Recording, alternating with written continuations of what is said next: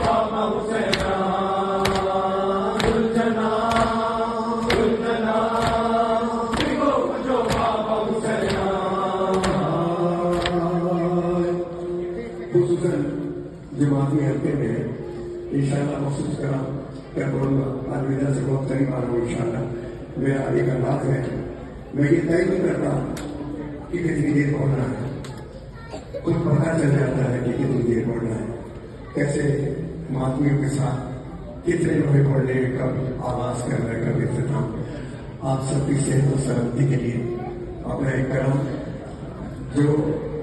24 years back जब मैं आया था